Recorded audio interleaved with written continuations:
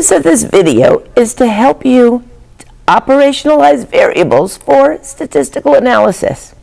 So let's start by asking the question, what is statistics? Well, it's the science of collecting, organizing, presenting, analyzing, and interpreting numerical data to assist in making more effective decisions. So let's take a look at, in order to collect data, how do we use variables?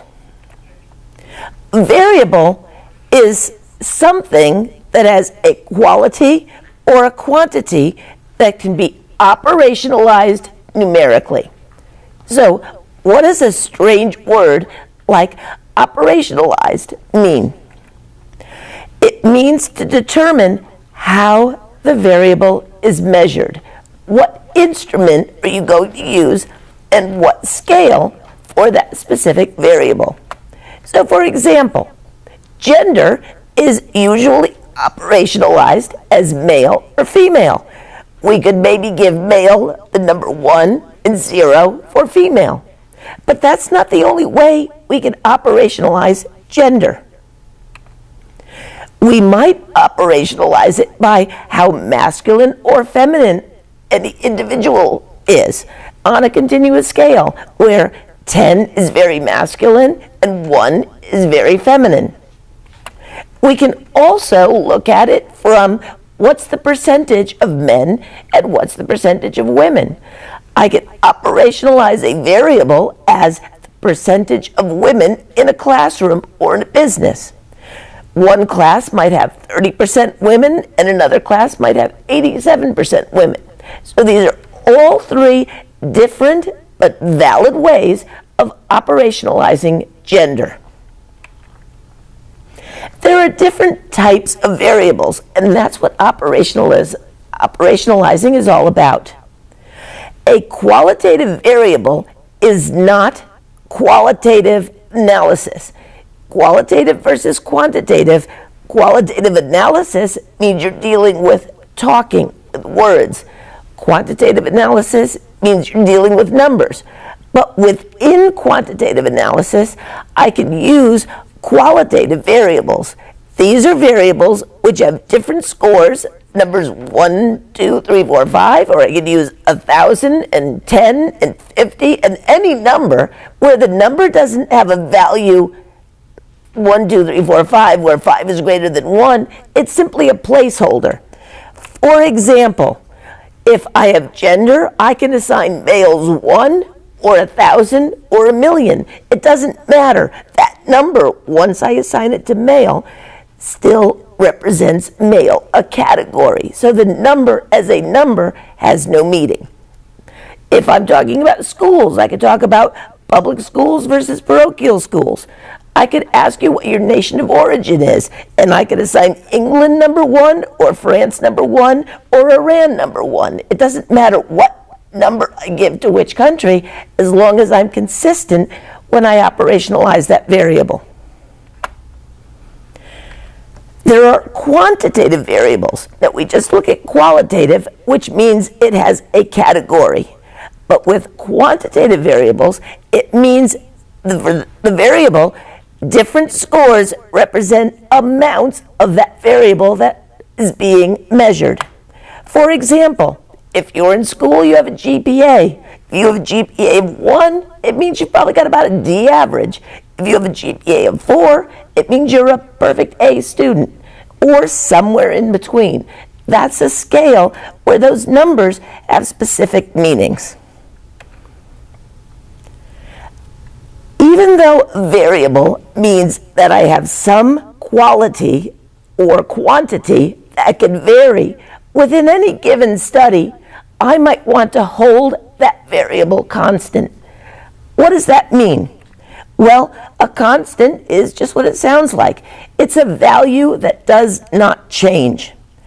So, if, for example, I wanted to find out about some variable without worrying whether gender affects it, in other words, I don't want to find out if men have typically different scores than women. I would hold gender constant in the study by only including women or only including men. I could hold ethnicity constant and only measure Hispanics. I could keep age constant by only measuring people who are in their 20s, for example. Quantitative variables can be classified as either discrete or continuous. Those are the different things we've already been talking about. Discrete variables can only assume certain values, and there are usually gaps between those values.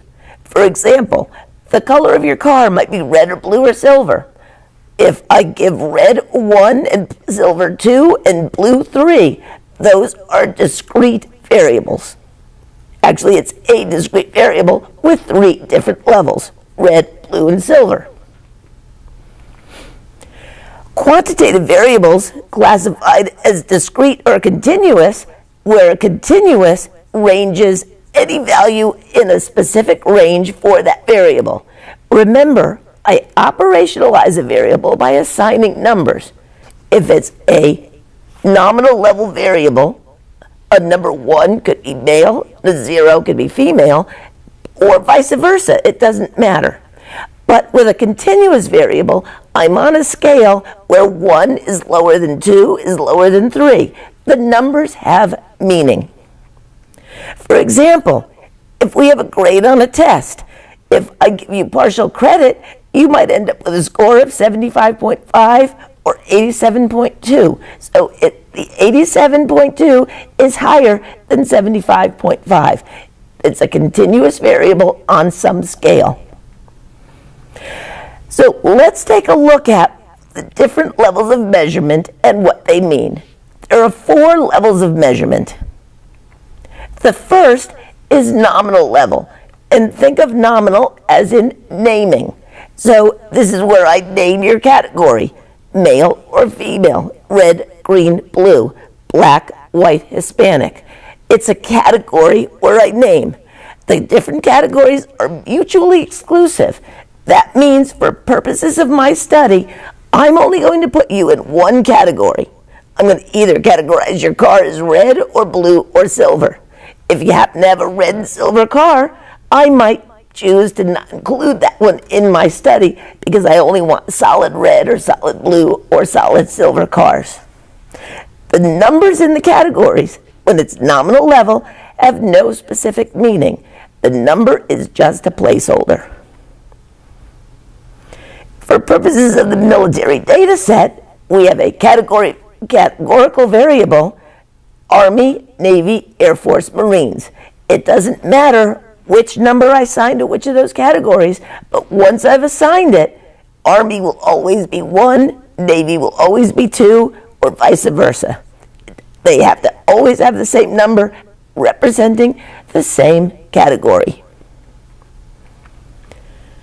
Mutually exclusive means that the individual item can only be in one category and is excluded for any other category.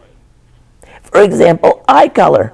If you have blue eyes, you're going to go in the blue category. If you have green eyes, you'll go in the green category. But you can't go into more than one category. If you can, I'm going to exclude you from this study for purposes of this study because you might mess things up because you don't fit into one neat category. Ordinal level is the next level after nominal. It's a measurement that represents rank, where the differences in value are not equal, but the categories are still mutually exclusive and exhaustive. And the level from 1 to 2 to 3 is ascending order. So if you have a 1 and someone else has a 3, the person with 3 has a higher level than you.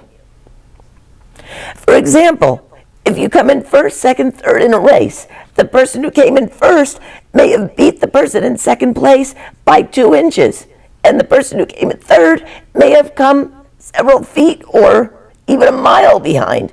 It doesn't matter, they're still third. The Likert type scale, for example, strongly agree to strongly disagree, is an ordinal level scale. Next is interval level.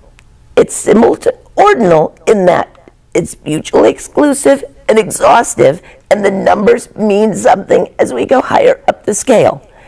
The difference is that the spacing between each of those numbers is identical. So between 1 and 2, the meaning is the same as between 2 and 3, is the same as between 2 and 4. But there's no natural 0 point. For example, temperature has a 0 in Celsius and Fahrenheit, but they're arbitrary numbers. I could have put that 0 anywhere on the scale and explained what that 0 meant, but the 0 is arbitrary.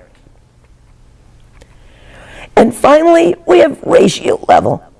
Just like the others, each number is mutually exclusive, so you can only have a 1 or a 2 or a 5 or a 10.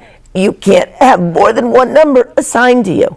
It's exhaustive, so everyone in my sample has to fit somewhere in those sets of numbers. Ratio level, no, 1 is the lowest, 2, then 3, then 4, and it has a natural 0 point. So the number of chairs in the room, if I have no chairs, 0 means there's an absence of that variable. If I have 5 chairs, that's exactly 1 more chair than 4, and exactly 1 less than 6. Each space in the scale is exactly the same. So those are the 4 levels: nominal, ordinal, interval, and ratio. And that's it. I hope you understand how to operationalize variables now.